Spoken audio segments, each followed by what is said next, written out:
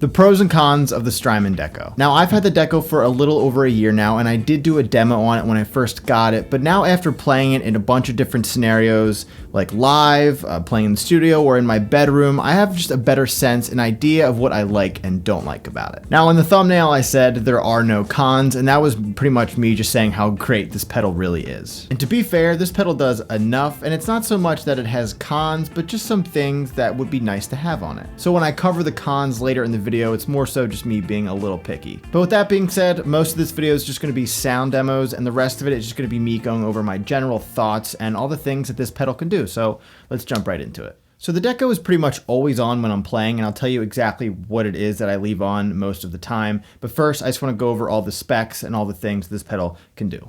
So just picture this pedal being separated by two different sections and cut right in half. So on the right side, we have the tape echo or delay, slapback / double tracking sound, tape chorus, and tape flange. The big knob controls the lag time when you get past the tape chorus section. I'll demo this in a second. And on the left side, we have tape saturation and slight compression. And depending on how much you turn the knob, you will get the upper limits of that tape machine effect, which will ultimately give you that overdriven tone. So it's pretty much an overdrive pedal as well, and could also be used as a booster. The volume and wobble knob adjust the amount of each section of the pedal. So the volume will pretty much just enhance or boost the sounds of the saturation, and the wobble adjusts or enhances the effects of the flange, chorus, delay, etc. I'll talk about some other specs and really cool features that this pedal has, but now I want to jump right into the sound comparison so you can hear what it sounds like.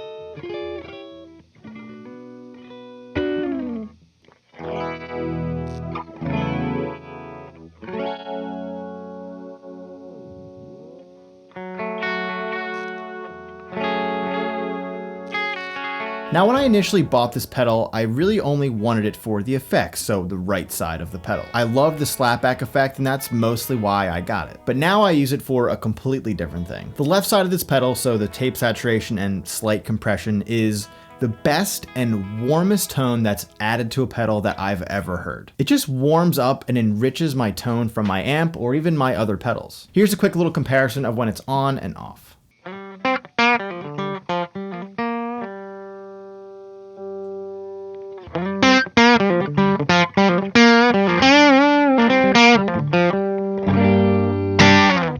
Deco in itself is underrated, but the use of the overdrive within this pedal is vastly underrated. It's the overdrive tone that you've sort of always been looking for. Now, I've barely even covered all the things that's on this pedal, but now let's talk about all the things that I wish or would be a nice add-on to this pedal. It's pretty much two things. The first is I wish you could save presets. There's tons of different knob combinations that I use daily, and adjusting them manually, especially when playing live, can be a bit tedious. But like I said, I'm not complaining. It would just be nice. For an example, like I said earlier, I mainly use it for that warm tape saturation sound to sort of add to my tone, but I also use it for the overdrive. And it's really hard to use both in the same song that I'm playing to or when I'm playing live, and I'm not gonna adjust it while playing midway through, so I sort of have to pick and choose which one I want for that particular song. And for the second thing, I wish it had a tap tempo. Now I sort of get why it doesn't have it, because with this tape delay effect, you're sort of limited with the amount of gap or time you have between when you play and when the delay happens. So if you would try to tap tempo it, it would automatically stop you after maybe a few seconds because, like I said, you're limited to the amount of time or gap you have. But it would still be nice to have it once you sort of understand the restrictions that this pedal has with the tape echo, but it would also be nice to find that syncing delay that follows the BPM to the song you're playing or writing. Now, other than those two things, it also has a blend knob where you can balance of how much of each side of the Deco you want in your sound. You can also use this blend knob to your advantage when you're playing it or plugging it into a stereo setup. And you can do a bunch of different things and knob combinations when using this thing in stereo, but I'm not gonna get all into that in this video. Like, you can open up the pedal and adjust the circuit board to set it either in mono input or a TRS stereo input. Now, the switch in the middle is the blend type. So the top switch is sum, that's pretty much both tape decks are in phase of each other. The middle is invert, that's where the lag deck or the right side of the pedal is phase inverted. And bounce is the lag deck phase inverted still, but it's bounced to the left channel input, creating that ping pong like stereo effect. Now, the bounce blend type is what gives you that double repeat with your tape echo, unlike the other two options where you only get one repeat.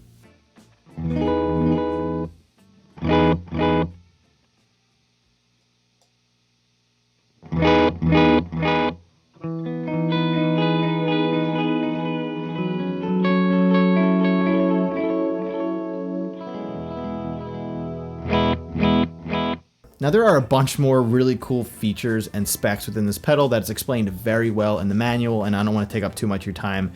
This video would be an hour long. This video is more so a basic what you need to know and how to get started with all the important things that it can do for your sound. So thanks for joining me and taking the time out of your day to watch this video. If you enjoyed it, make sure to give it a thumbs up and subscribe to my channel. Oh, and I actually just remembered one other cool feature that I wanted to mention. It has a auto flange feature where when you hold down the switch on the right side of the pedal, no matter what effect you're using, it will engage a really great flange sound. And when you release the switch, it will go away. But for an example, if you're using the tape echo side of the lag deck and you want that flange sound, just hold it down, and there you go. There's probably a shit ton of other things that I forgot about it, but that'll do for now. I'll see you in the next video, and don't forget to keep on playing.